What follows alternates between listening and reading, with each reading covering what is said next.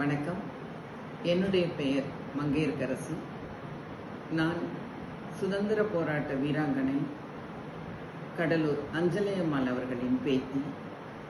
அவர்களின் பெயரில் இன்று அறிவித்துள்ள வேளாண் பட்ஜெட்டில் தமிழக அரசால் வேளாண் துறையில் பயிர் விளைச்சல் போட்டிக்கான பரிசு அறிவிக்கப்பட்டுள்ளது. இது உண்மையிலேயே எங்களுக்கு மிகுந்த மகிழ்ச்சியை தருகிறது. இந்த தருணத்தில் நான் என்னுடைய சார்பாகவும் எங்கள் குடும்பத்தின் சார்பாகவும் நன்றி கலந்த பாராட்டுதலை தமிழக அரசுக்கும் மாண்புமிகு முதலமைச்சர் அவர்களுக்கும் வேளாண் துறை அமைச்சருக்கும் மற்றும் பிற அதிகாரிகளுக்கும் துறை சார்ந்த அதிகாரிகளுக்கும் என்னுடைய நன்றியை தெரிவித்துக் கொள்கிறேன். நன்றி, வணக்கம். சிறு குறு விவசாயி விருது 2026-27 ஆண்டில் சிறு குறு விவசாயிகளை ஊக்குவிக்க மக்கள் சேவகர் அஞ்சலியம்மாள் பெயரில்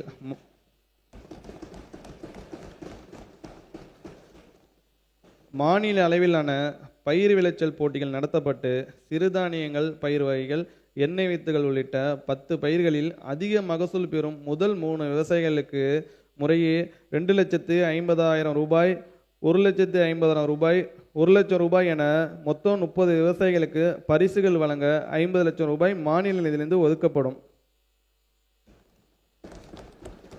மாவட்ட அளவிலான வெற்றி விவசாயி விருது நெல், சிறுதானியங்கள், பயிர் வகைகள், எண்ணெய் வித்துகள், பருத்தி உள்ளிட்ட 9 பயிர்களில் 2 ஏக்கர் பரப்பளவில் பயிரிட்டு அதிக மகசூல் பெறும் விவசாயிகளுக்கு மாவட்ட அளவில் வெற்றி விவசாயி விருது வழங்கப்படும். முதல் பரிசாக 50,000 ரூபாய், இரண்டாம் பரிசாக 25,000 ரூபாய் என 90 பரிசுகள் 67,50,000 ரூபாய் மாநில நிதி ஒதுக்கீட்டில் வழங்கப்படும். சிறந்த உயிர்ம விவசாயிக்கான நம்மாழ்வார் விருது உயிர்ம வேளாண்மை தமிழ்நாட்டில் பரவலாக்குவதன் ஒரு பகுதியாக 2026-27 ஆண்டில் உயிர்ம வேளாண் முறையில் சாகுபடி மேற்கொள்ளும் விவசாயிகளை சிறப்பிக்கும் வகையில் சிறந்த உயிர்ம விவசாயிக்கான நம்மாழ்வார் விருது 5 விவசாயிகளுக்கு வழங்கப்படும்.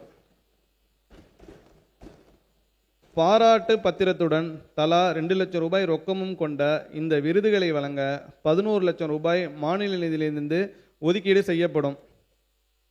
ஒருங்கிணைந்த வேளாண்மை விரிவாக்க மையங்களுக்கு புதிய கட்டடங்கள் வேளாண்மை உழவர் நலத்துறையின்